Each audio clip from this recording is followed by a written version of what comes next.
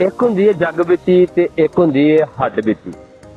जग बीती ਉਹ ਹੁੰਦੀ ਜਿਹੜੀ ਕਿਸੇ ਨਾਲ ਬੀਤੀ ਹੋਵੇ, हड्ड बीती ਉਹ ਹੋਵੇ ਕਿ ਜਿਹੜੀ खुद ना आप ना बीती ਹੋਵੇ।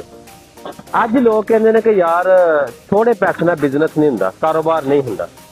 ਲੇਕਿਨ ਮੈਂ ਉਹਨਾਂ ਭਰਾਵਾਂ ਨੂੰ ਇਹ ਦੱਸਣਾ ਚਾਹੁੰਦਾ ਵਾਂ ਕਿ ਮੈਂ ਜਦੋਂ ਸਟਾਰਟ ਲਿਆ ਸੀ ਮੇਰੇ ਕੋਲ ਕੁਛ ਵੀ ਨਹੀਂ ਸੀ, ਮੈਂ ਜ਼ੀਰੋ ਤੋਂ ਸਟਾਰਟ ਲਿਆ ਸੀ। ਮੇਰੇ ਕੋਲ ਸਾਈਕਲ ਸੀ, ਟੁੱਟਾ ਹੋਇਆ ਸਾਈਕਲ ਸੀ ਜਦੋਂ ਮੈਂ ਸਟਾਰਟ ਕੀਤਾ ਸੀ ਬਿਜ਼ਨਸ। ਤੇ ਅੱਜ ਖੁਦਾ ਦਾ ਸ਼ੁਕਰ ਹੈ ਕਿ ਤੁਸੀਂ ਦੇਖ ਰਹੇ ਹੋ।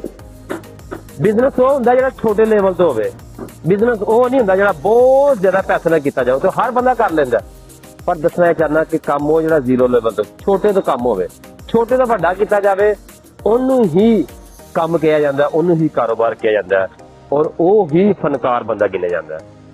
तो जरूर लाइक कीजिए, कमेंट कीजिए। मैं आपका गेल जी।